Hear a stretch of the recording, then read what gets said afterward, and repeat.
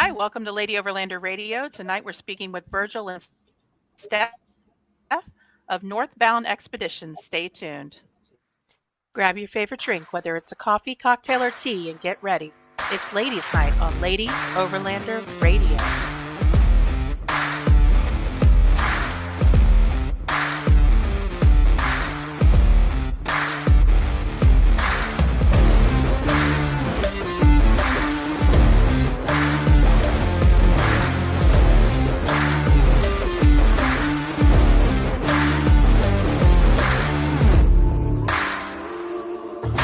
The Lady Overlander Radio podcast is sponsored by CB Adventure Supply, Midland Radio, Go Treads, Overland Spices, The Moore Expo, Wildland Coffee, Adventure Trail Outfitters, Lifesaver Water Filters, Sea Sucker Camp, and Sport Keg.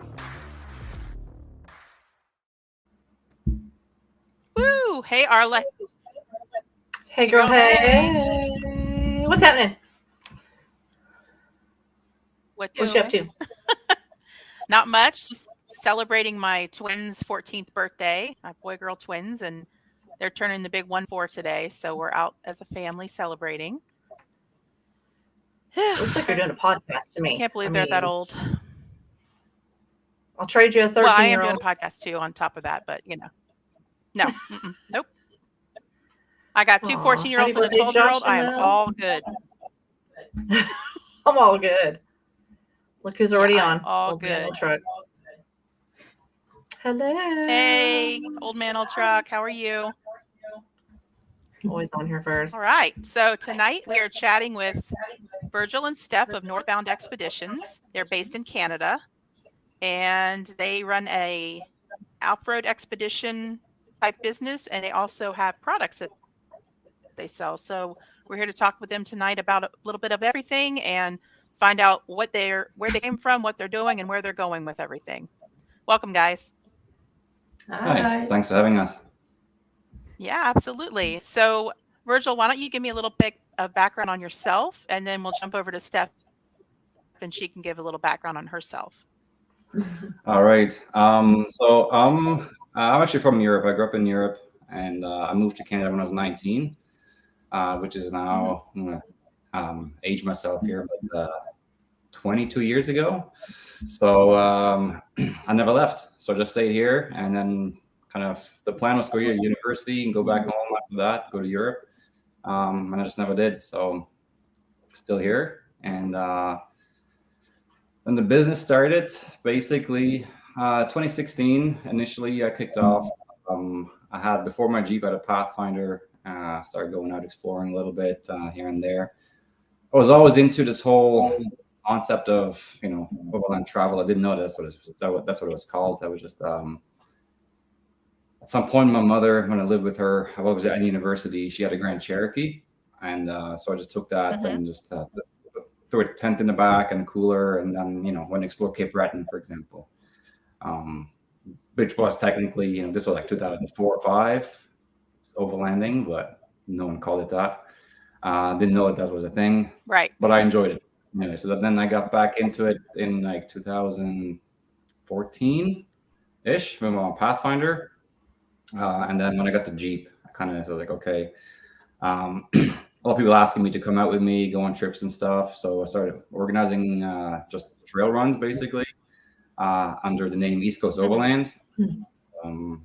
That kind of just grew into Northbound Expeditions in 2018 when we expanded and started making products as well. It was a need, there's products on the market that were really expensive or others that didn't exist. And so we're just like, look, we can probably make this either better quality or cheaper for ourselves, basically. And then people were starting like, hey, can I have one? Can I have one? And then just started growing and making products from there too. And so whenever there's a need that comes up, we identify a niche in the market, we'll either make it or customer asks for something specific, and then I turn it into a product that we carry.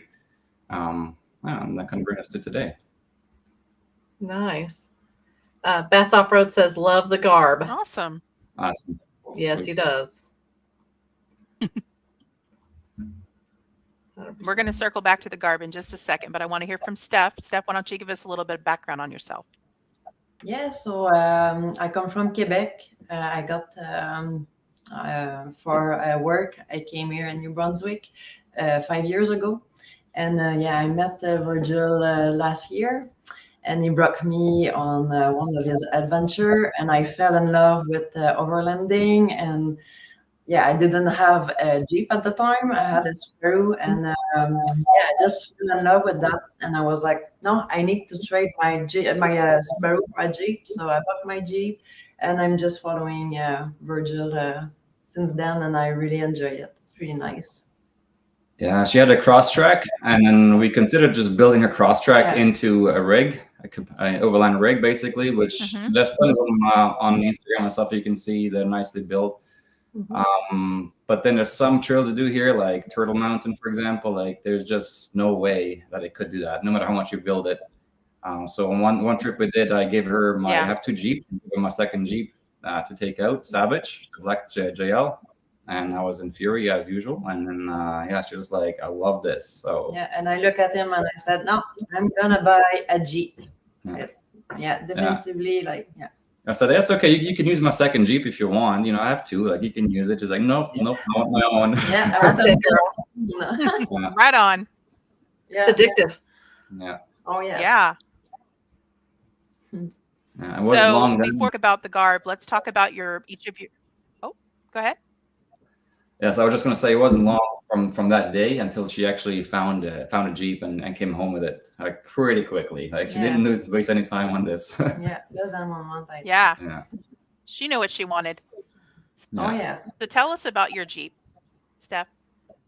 Oh, it's a GK 2017 Rubicon, and I bought it like pretty stock, and we changed. I think we started with the fender, and after that we changed the tires. I think for The rims. the rims. We put a bumper and a winch that I tried last video, and I really enjoyed it. Yeah. So, I really love my Jeep the way it is now. Yeah, it had a huge lift. So when she bought it, it had on 37s and it was lifted on about 6 inches or so, 4 inches of suspension and 2 inches of body lift. And when we, but it had the factory rims, so it looked really awkward, really narrow and skinny and tall. And so I was like, that needs to go right away. So the first thing we did is we bought rims, more offset rims to make it wider, look like a proper Jeep. I went on a trip in Gaspésie, and due to the body lift, there was a hydraulic, not hydraulic, what was it now? It was my transmission line. Yeah, sorry, the transmission fluid line was rubbing against the steering box because the lift had raised it up to the point where it was no longer free. Normally in factory, they had about 2 inches space between, and with the lift, it was rubbing against it. So like all the vibrations of the road kind of just chewed away at it and caused a leak in the line. And so that's during the trip. So when we came back from the trip, which we did by constantly filling up her transmission fluid, pretty much every 30 minutes. And Gaspésie is pretty far from wow. home, like 8 or 9 hours from here. So Yeah, that's about 1,000 kilometers. brutal. Yeah. So as soon as we arrived back here, That's a we long trip. as soon as we got back, we scheduled an appointment with 4 Wheel Parts, and we asked them to remove the body lift. And so now it's 4 inches, sits perfectly, and it's dialed in now. Much better. Oh yes. Yeah. So tell us about your two rigs. You talked about a green Jeep and a black Jeep. Yeah, so I got Fury 2012 JK. Was actually started out as a Sahara, but I got pretty much everything swapped out of it. Axle, I got 44, Rock Chalk 44 in the front and the factory in the rear, but like with the 488 gears. I got ARB air lockers front and rear. My rear one is not working right now, which is has been going on for a little while, and it's been in a lot of videos. I've been struggling with my lockers, so I got to replace that. I got the Gobi rack on it, and I had quite a few tents on it so far. Currently, I got one from Sky Tent. They're sponsoring the channel. Gave me a really good deal on it that I couldn't refuse. Before that, I had the Explorer Adventure Gear tent, which was awesome, and I still have it, and I love that tent as well. Yeah, so Fury is really, really built, really heavy. The kitchen in the back especially makes it extremely heavy, but it's just so convenient to have that with the slide-out fridge, slide-out everything, table, stove, all that stuff. So all the supplies, it makes packing so much easier. I'm not having to pack all the kitchen accessories every time you go out. Just packing clothes, food basically in a sleeping bag, and you're good to go. But yeah, it's my other one is a 2021 JL, also which is actually Rubicon. It's black. It's wrapped also in black. In retrospect, I should have wrapped a different color, but this way you can't tell that it's wrapped. So I just wrapped it to protect it. Yeah. So it's that one's on 35s with KMC wheels and a 2-inch Mopar lift. Other than that, it's basically stock. That's so it's your daily driver. Yeah. Yeah. But I go on trail sometimes. Yeah, if I just go out for the day, I like to go on trails. But overnight trips is always Fury. Yeah. Almost always. You mentioned the kitchen in the back being heavy. Did you put any airbags in the back of your suspension yet, or? No, I didn't. About that? I have, sorry. I have 6-inch heavy-duty coils in the back and 4-inch in the front. So the rear lift is supposed to kind of counter the weight of the kitchen and makes it sit level. Nice. That makes sense. And we've got very nice. Joey, the Brofessor, the other half of the Brofessor Bats and Friends. They both talk about how much they love their garb bags. Yeah. Awesome. These boys. All right, so let's talk about the garb since Joey and Tony want to talk about it. I know. We're going to have to get on to it. All right. Yeah, we're going to have to talk about it. Okay. So that's a bit of an evolution. So this one is now the Garb 2.1. That's the current and latest edition. They're all made the same, kind of the same concept. Heavy duty materials, 1000 denier Cordura, with North American materials. They're handmade, designed and tested in-house. And so the first version was pretty basic, just essentially replacing a trasheroo.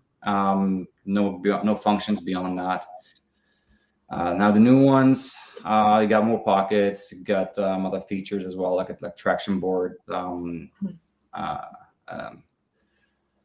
straps in the lid, so that when you carry traction boards, a lot of people don't know where to put them, or don't have mounts on a roof rack, or jerry rig them somehow. So this gives you a place to put them and store them easily, have them easily accessible when you need them.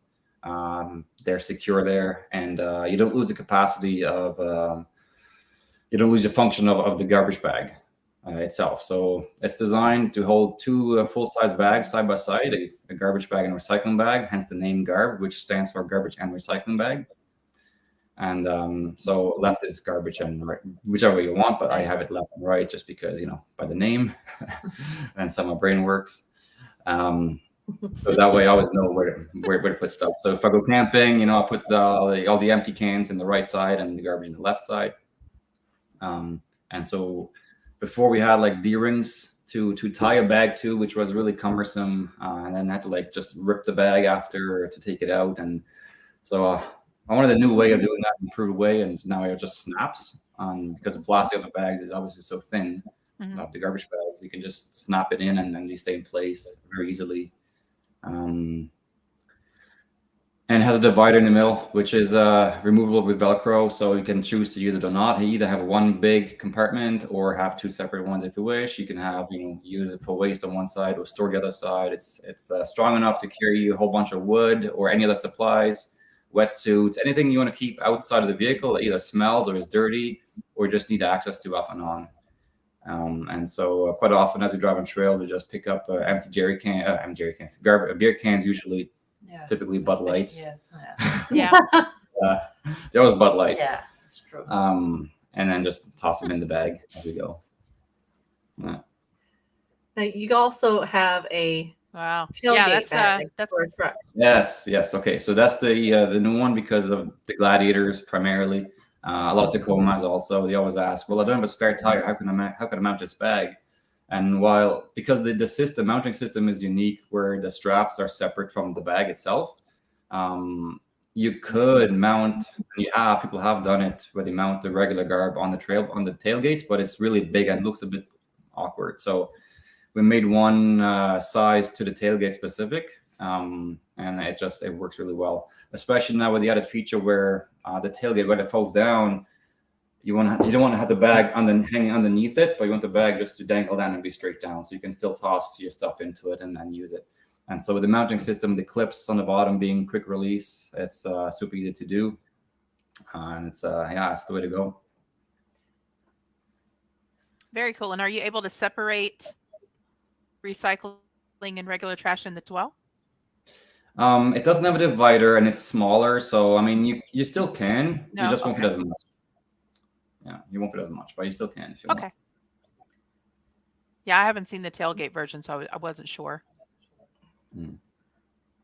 Yeah, I think it's great that you guys up other people's trash, though. There's a lot of times that we've been out and about and we found tons and tons of trash, and sometimes you don't have anywhere to put it. And so even if you don't make a lot of trash yourself, it's nice to have something like that, available in case you have to clean up after others. Exactly. Pretty much every time if we don't stay at the campsite. Do you guys campsite, types of products? Oh, I'm sorry. I think there's a delay tonight. Yeah, there's a little delay. Go ahead. So most of the times if we do stay at a campsite or at a site where people have camped before, we always end up cleaning up before, because it's typically a lot of people don't, unfortunately, clean up. So it's the first thing we do, and that's why everyone that comes on our trips, the only requirement is you got to have a guard. I don't charge anyone any money to come along with us, like a lot of people do charge, but we don't charge anything. Just have a guard, and the good due diligence, help clean up, and don't leave anything behind. That's pretty awesome. That's a pretty good value. Being able to go on a trip like that and, just have to have a garb. That's pretty awesome. So what is your upcoming year looking like? Do you guys have any kind of special events planned, or I'm sure you have a few trips planned. Are you going to any expos or visiting any other kind of events happening? Yeah. I wish we had the time to go to expos. Being on the East Coast here in New Brunswick, they're all really, really far away. So that kind of is the downturn. Yeah. Living out here and driving so far to attend an expo. But yeah, so we started kind of something out here for ourselves.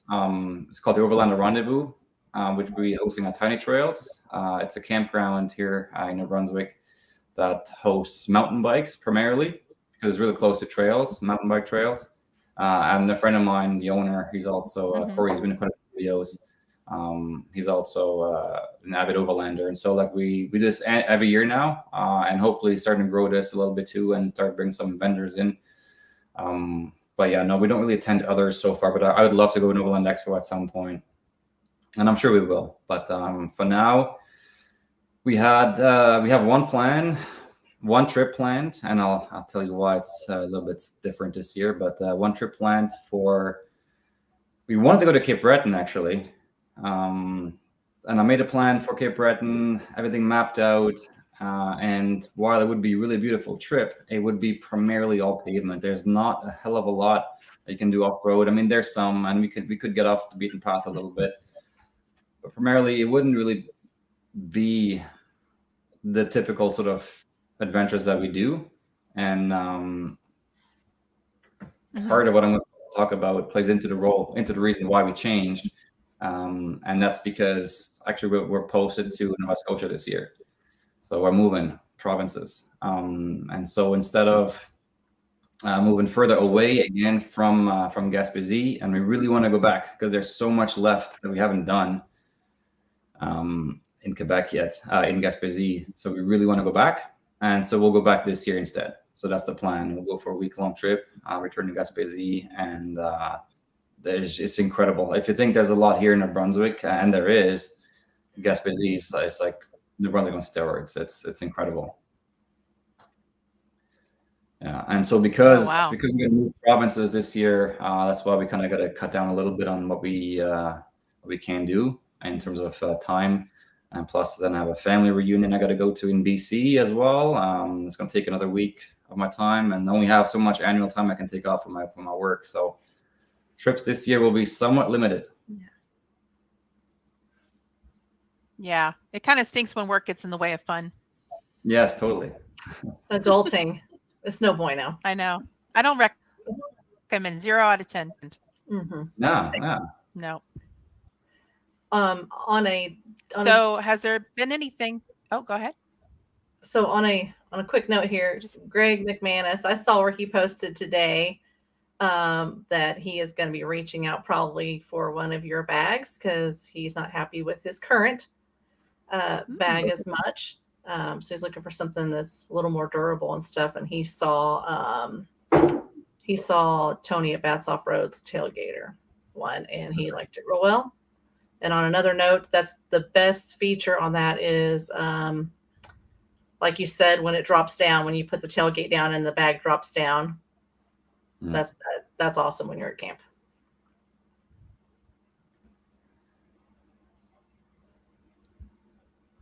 Very nice. Yeah, I saw him a note there saying we should come to More Expo. I've been eyeballing More Expo for a while too. I'd love to go. And again, it all comes down to time.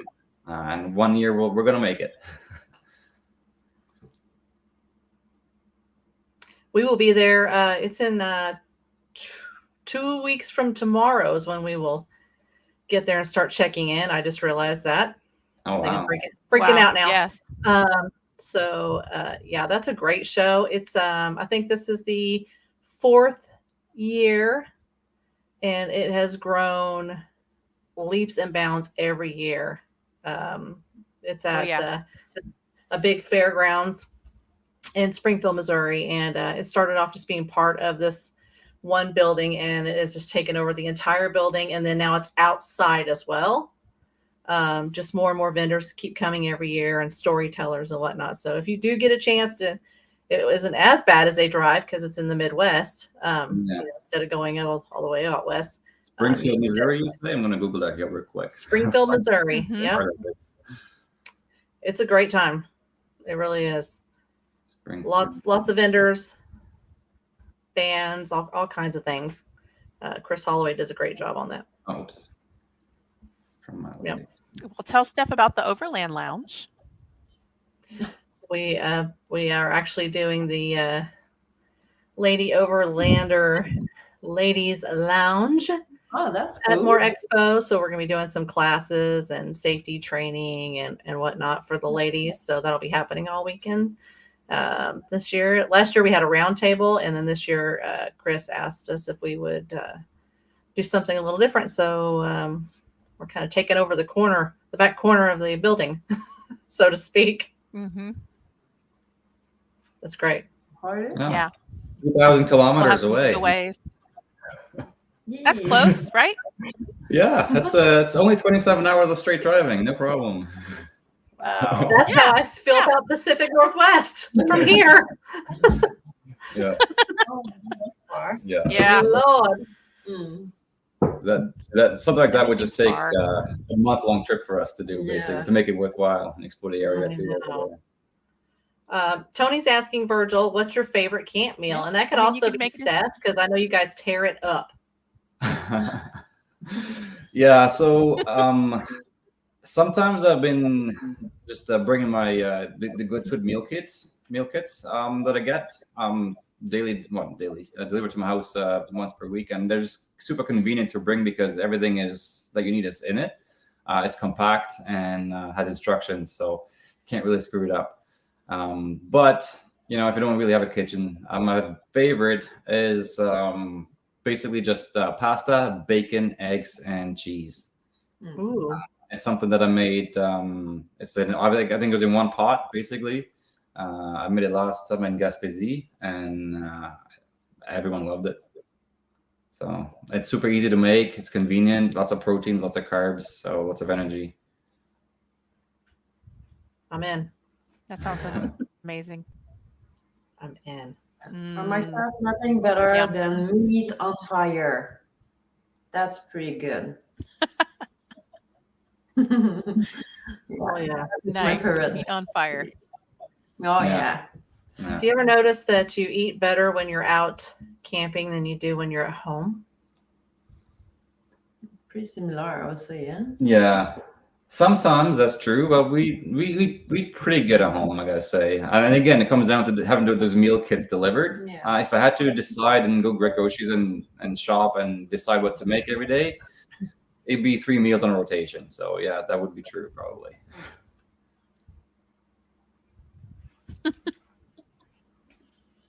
I mean, that's pretty good too. Sometimes makes it easy. Yeah. That's true. Not a lot of selection, but it makes it easy sometimes when you're out there for a while. Yeah. So, what's your biggest pet peeve when you're out camping and riding around? Other than, I know that, there's always the trash issue, but is there anything else out there that you guys have seen that kind of really bothers you?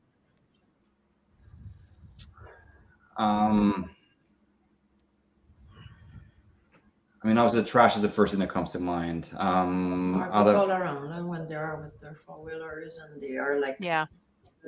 Respecting people around. They are listening music so loud. They are not like thinking about people around, and that's annoying a bit. Yeah, 4-wheelers, ATVs, quite often, Yeah. they like to blame us for saying we're destroying trails and whatnot, but it's the absolute opposite. Like, we're not the ones ripping around the corners at full speed. There's quite a few times I've had near collisions with ATVs just shooting around the corner at full speed, and then I mean, if not much is going to happen to my Jeep or to me, but they're going to be in a world of hurt if they're going to hit my Jeep, the steel bumper at full speed ahead, probably drunk. So, Yes. I mean, they're always drinking and driving. Yeah. I don't want to be too stereotypical, but it is unfortunately very, very common. Very common. So the Bud Lights everywhere. They're not from us. They're not from Jeep people typically. They're cans. Yeah. Yeah. And we gotta drive our rigs home on the road, so we're not typically doing that. And we're careful with them because we gotta drive to work the next day. Yeah, so I think that would be the biggest pet peeve, would be disrespectful people, basically. Yes. No matter what they drive, but just disrespectful people. Disrespectful of the environment and disrespectful of other people using the trails. Yeah, even if they drive Toyotas, they should be respectful. Yeah, Misty. I drive a Toyota. They're just going off the trail, doing stuff like that. It's just like, Yeah. oh, I want to I climb up don't this know. hill, I'm gonna go over this and drive up on this tree, and like, really? Okay. Yeah, Rude. Yeah. Super rude. very disrespectful. Bats Off Road is asking bucket list trip destination. Yes, that list is a growing list nonstop. Nice. Mm-hmm. Yeah, Iceland is a big More one. expo. Ooh. More expos on the list now. Yeah, no, exactly. More. Yeah, definitely Iceland. We've been talking lately about South America. We'd love to go down to Argentina. Yeah. And obviously then also Alaska would like to go. I've been in the Yukon before once because I had a friend of mine there, and we did a really short stint into Alaska for a couple of days, or one day. Yeah, so just dipped my toe in the water there, but definitely want to go back at some point. There's just so much. There's so much to see and do, and so little time. Yes. I think Alaska is on a lot of people's Yeah, bucket list yeah, for to, sure. to hit. I mean, for us, I we'd would like go to go up back in into a Canada heartbeat. also. Yeah, haven't been up to Canada, so need Yeah. to do that too. Yeah. Yeah, even just Colorado. I'd love to go see Colorado, Montana. Oh gosh, yeah, Yeah. we've been to Colorado a couple of times. Bats Off Road says Iceland would be cool. Alaska's at the top of my list. New Zealand is a close second. Oh Lord, Yeah. Yeah. I feel like that's going to be expensive real fast. That's only because you're married to him. Yeah, we're going to have to talk about that after this. Let's see. Old man, old truck. Favorite trip you've ever done and why?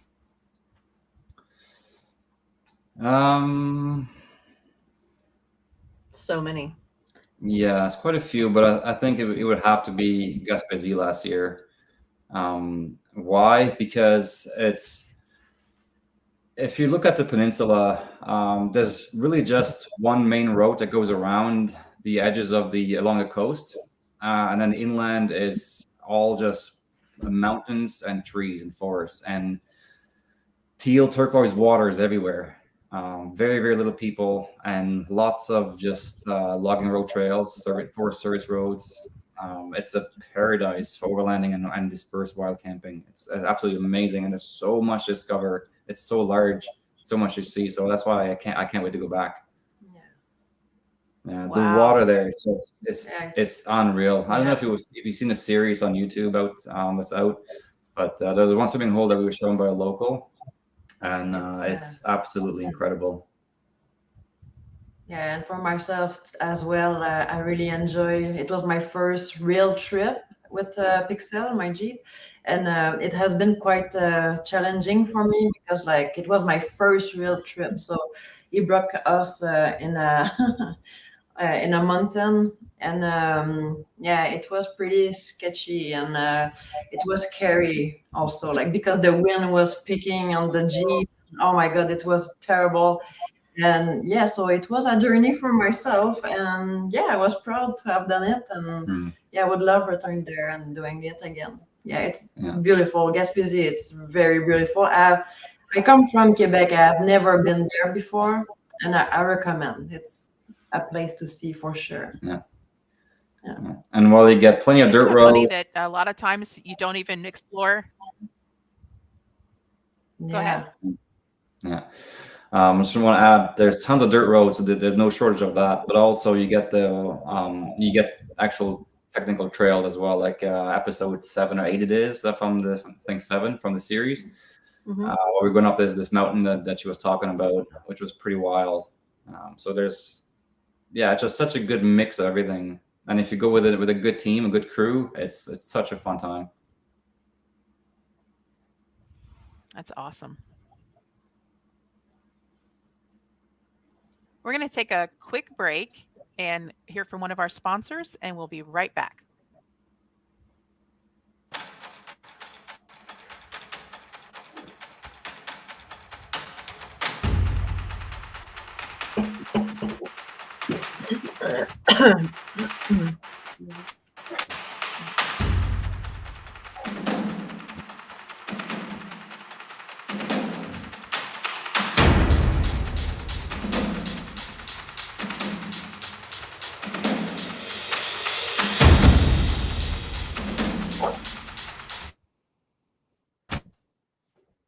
It's the expo.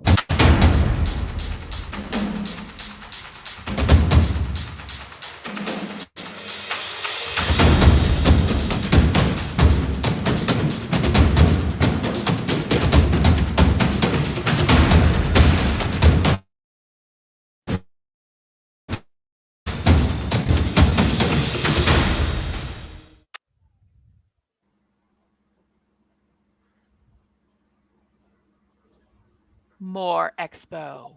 Go there. God, be there or be square. I just added that, ad-libbed a little. Be there or be be Mhm. square. Be there. Very cool. 2 weeks. Let's So I go. just want to remind everybody in the audience, you're welcome to ask questions if you guys have any questions for our guests. We have quite a few people watching, which is awesome show. So what do you guys think would be something cool that people aren't doing currently regarding overlanding or off-roading, exploring? Combining that with activities, or do you think that would be, is there anything else you guys think would be really cool to incorporate into kind of an overlanding adventure? Does that make sense? Yeah, I think I understand what you're saying. I mean, we like to go on hikes a lot. Steph loves hiking, and so we like to incorporate that at least a little bit. Local hiking, or any other activities that you can do along the way. Anything, in the outdoors, be it kayaking, canoeing, even if you just go for a swim in a lake somewhere or go fishing or something. Yeah, I think you just get out of your Jeep or your vehicle, whatever, for a while and do something else as well. Yeah, and I've seen people do everything from mountain biking to fishing, like you said, kayaking, whitewater rafting, biking, regular biking. I mean, I think it's great hiking. It's great to incorporate those other outdoor activities with your art. So I was just curious if you guys had tried something new that maybe we wouldn't think, oh, I didn't think about trying to do that while you're overlanding. But yeah, I mean, even skiing, things like that. So there's a lot of things that you could combine with that, I think. Yeah. I think it totally depends on what you're into. That will determine even which routes to do. I mean, if you just want to drive, then how are you going to determine really, other than by name on a map, where you want to go, what you want to do. But if you have things along the way that you want to do, like certain hikes in certain places or certain sites you want to go see, that kind of determines it makes the route for you, and then you just kind of connect the dots in between and see what sort of trail options you have between point A and point B. So actually makes things easier. So exactly. And we're currently on a ghost town kind of gig thing where when we're overlanding, we're checking out different ghost towns and historical places. That's kind of, we have 3 children that we school on the road, so that's kind of our thing lately. We're really, really into ghost towns. Yeah, that's but cool. Anything you can do when you're out there is, fantastic. Yeah, no, exactly. Yeah, there's a few.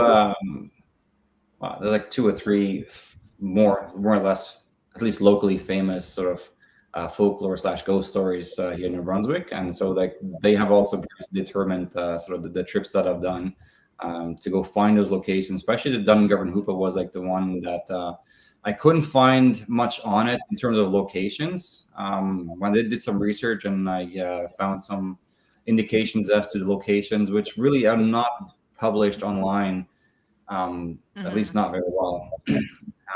But having done that, I was able to found and kind of track down and narrow down where it might be, and so that led me to explore the location of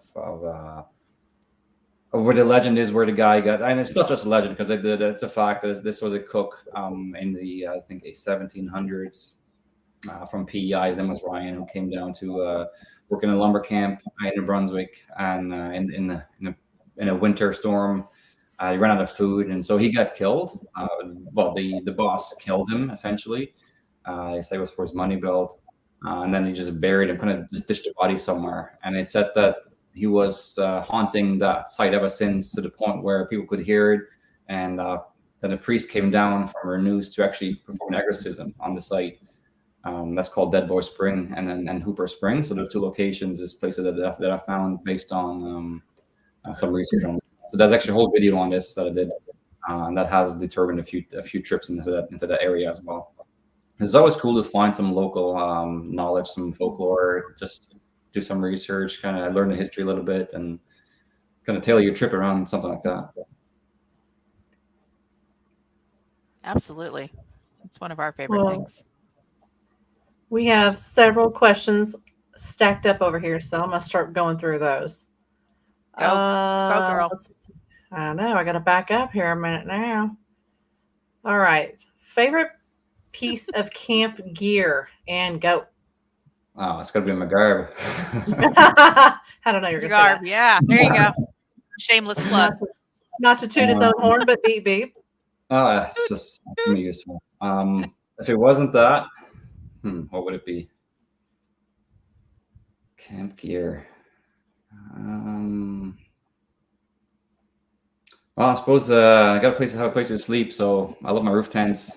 I don't think I want to go back to ground tents anytime soon. So, good one. Joey just has a comment. All outdoor activities seem to mesh with overlanding seamlessly, he says. Yeah. I agree with that. Agreed. Greg, what is one thing that you always bring while overlanding? We know shovel. Shovel. Yeah. 100% a shovel. Garb. Yeah, that too. Mine's a garb and a I forgot it once. Yes. and a Uh bathroom. oh. Once or twice even. Yeah. Joey says, we are coming to Canada in July in Ontario, going around the top of Lake Superior. Any advice? What the heck? I didn't know you were going up there. We're having a talk. Where have you been? I don't know. Unfortunately, I'm not very familiar with Ontario's overland routes. Haven't really been out there overlanding, so can't really give you much advice there. I'm sorry. Perfect. Too bad, Joey. Gotta Too wing bad. it, Joey. Figure it out. Greg, what navigation do you use? Favorite app, map, or? That's a good one. So I use my phone and I use Gaia app, Gaia GPS, which is hands down probably the best app there is. I know there. I probably shouldn't say that because I haven't compared it to say Onyx Road or I know Trails Off Road has an awesome one as well. I was riding through Trails Off Road 4 years ago and doing trails for them, which is something I never really on purposely stopped doing. I just kind of didn't really find the time, I guess, to do it. It's a lot of effort to put into it. But they have a great software as well, great program and resources. Not much in Canada though, because other than the ones out here that I put in, as far as I know. But yeah, Gaia GPS, hands down.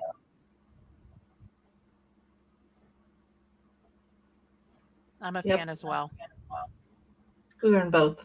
We have as a backup, I always carry a back road map book, so a paper map, which has all the trails, snowmobile trails, ATV trails, hiking trails, everything in it.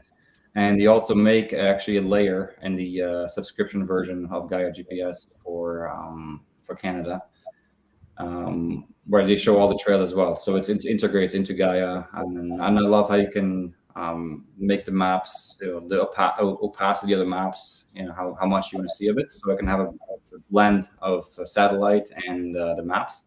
So I can see the satellite image, but I can also see the trails from the back road map book kind of through. So it's really neat. Very cool.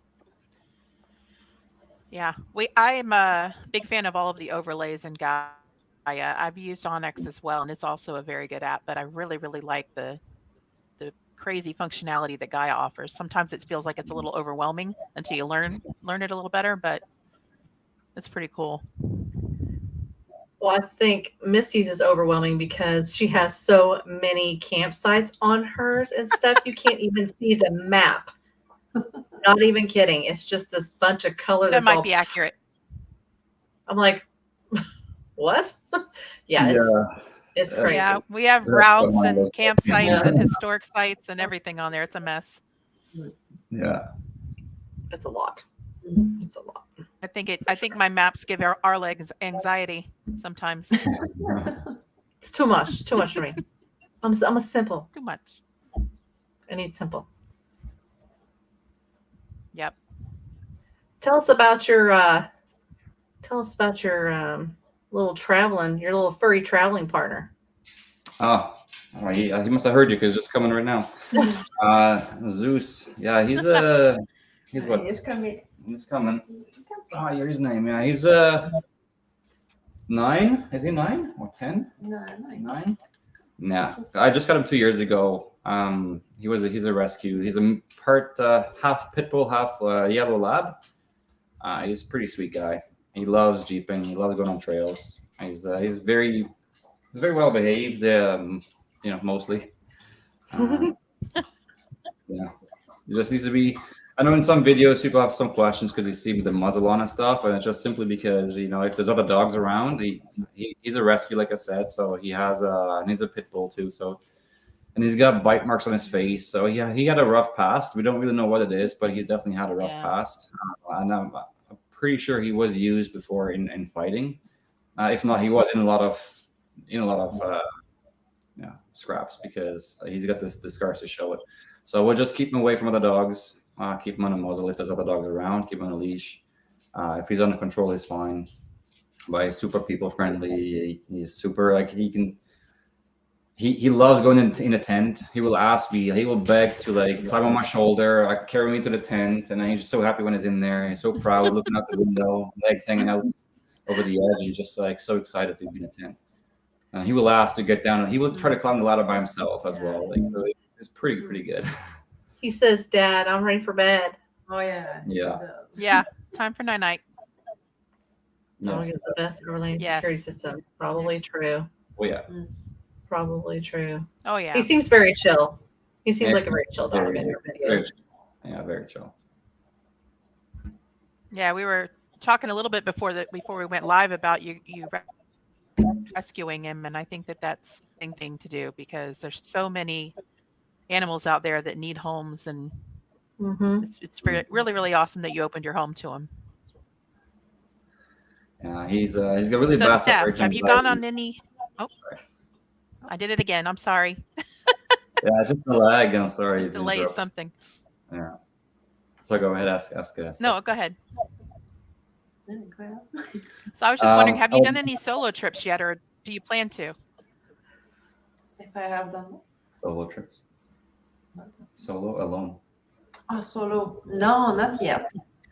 No, and I don't think I would try because I am so new on this universe. So no, I don't think so. I will go with him, and for now, and we'll see for the future.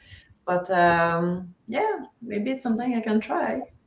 Yeah, she does a lot of solo hiking. Well, at least Yeah, what she used solo to. hiking, Used to do a lot of solo hiking. Yeah, I does. I do.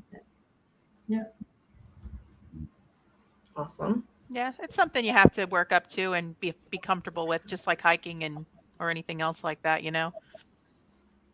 Yeah. For sure. You got anything else to ask, Arla? What you got? Anybody having any questions? What upcoming trips do you have as far as taking groups out or letting them come along with you? I know you don't charge or Oh, whatever. yeah. So we have the South Shore Overland Rally coming up in May. It's something we've been doing for quite a few years now. I think it'll be the 5th iteration of it. It's kind of a spring shakedown sort of event after a long winter, and it's a good time for a group to get together. It's open to all levels, any beginner or experienced. It's usually the trip where I realize how much stuff I'm missing out of my setup, and to kind of get ready for the rest of the season, get dialed in again. So that's coming up. It's a 2-night trip down to the South Shore. But the weather is finally starting to turn here. Snow is melting, and then hopefully, so far the weather has usually been bad for this trip almost every single year. So, but yeah, Oh, that's the next one coming up. Fingers crossed for good weather. And then we'll just do a bunch of Yeah. like weekend trips here and there whenever we can. We're gonna go back to Turtle Mountain because Steph hasn't done that one, and a lot of people haven't done that one. That a lot of friends that keep asking to go. So that'll be coming up as well. Now, is that a more technical trail, Turtle Mountain? I mean, it Yeah. just seems like it. I mean, just from the wording. Yeah, it's very, very technical. It's we call it basically New Brunswick's Rubicon Trail. It's obviously not as long, but it's still a solid 6 hour, or is it? Yeah, it's about 4 to 5 hours, depending on how fast or how slow, how big a group is of straight driving. There's never a moment where there's not an obstacle. So you can't. It's really a hiking trail, but it's wide enough to bring a Jeep on it, but just barely. oh, And it's constantly. It's very exhausting, and well, it can be, I guess. It's a lot of fun too. But the first time I did it was right after I did 2 days of bushwhacking, essentially with the Jeep on a trail that didn't exist, and then straight into Turtle Mountain, and that was just a bit much. So after that, I was like, wow, I don't think I'll do this again. But obviously, I have done it since then, and I'm definitely going back again. But yeah, it's long, it's technical, rocks, trees, steep climbs, and a corkscrew at the end where it's really steep and turns. But then the views are absolutely unbeatable. The whole top is just a granite slab. It's pretty flat, and just all 360-degree views. And, That sounds Oh, amazing. wow. Wow. Now, I'm assuming does. that you lead, are always in lead on these trips. Do you usually, also get out and do the spotting for those that might need a spotter as well? yeah. So whenever someone does need a spot, we provide radios to anyone that doesn't have a radio. So they just call ahead, and then if they need me to come out, me or someone else or Steph or whoever is available in the group, that can help out in that spot. Awesome. I wish y'all weren't so far away. I Yeah. know. Yeah. Talking It'd about be all these fun to places. So amazing. Yeah, I mean, in 2018, MSO Mountain Overland came up here. Did a trip with them for 4 days. And ever since then, we still owe them a return. So they're waiting for us to come down and do a trip with them in West Virginia. So really, that's in the back of my mind a lot. Actually, I was talking about doing that this summer. I'm kind of glad now we didn't because plans changed big time. But it's still on the list of things to do. Very West Virginia's cool. beautiful. We've both been there, Yes. right? Right, Misty? I love it. It's beautiful there. Yep. Lots of beautiful mountains and stuff. But if y'all do make it down here, you have to let us know. We'll try to meet up or something. Yeah, for sure. Oh, there's so much in the States I want to see. It's crazy. Mm. We think the same thing about Canada. You know, going up, we have conversations about it all the Mhm. time, going over the border and or whatever. It's just you really need to take a good month whenever you take a trip like that. Just like for y'all, you probably need to, you know, take a good Exactly. month just to even see a small portion. Time and money. That's all it takes. Yeah. Time and money. The red. What's the red, That's all you Greg? Need to come to Overland the Red. Misty can tell you about that. So that is in Kentucky, and it's beautiful. It's in the Red River Gorge area. Mm-hmm. It's usually in October, I think like the third week of October is when they do that. I think Yeah, this it's will around be the rendezvous second time. year or the. Yeah, it's a little bit. It's like a week after Rendezvous in the Ozarks, which you guys probably haven't heard of either, but it's Well, like the I'm third aware. week in October. Yeah, but it's in Kentucky, and you go through. The trails are pretty difficult there, where they at Overland the Red, but it's just a good time of camping and hanging out with people and hitting some trails. It's a lot of fun. I would love to. I'd And love the to. fall colors, are changing there around that time as well, and the Bluegrass yeah. Mountains. So, Mm. you can't really beat that either. So it's a Yeah. beautiful area. Got 10 more years to retirement. Unless, I can sell enough garbage each day to live off of it. But until then, 10 years, man, that's not long at all. No. As long as I own Jeeps, I'll probably never retire. Let's be honest here. I mean, it is just empty every pocket. yeah. That's true. So, Well, I'm hoping to just spend it on fuel at that point. oh, Yeah, that's a great idea. Fuel and tires. Yeah, would love Yeah. doing it actually. Yeah. tires. Oh my gosh. Yeah, right. We're going to have to do that this summer. Tire. Redo. Get More tires overland out. gear. I don't want to. I don't want to.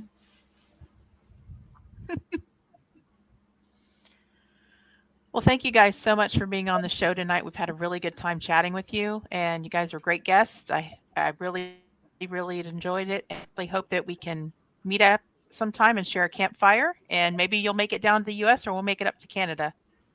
Absolutely. Thanks again. Yes. Thanks for having us. Yeah, thank you very much. Have a great night, everyone.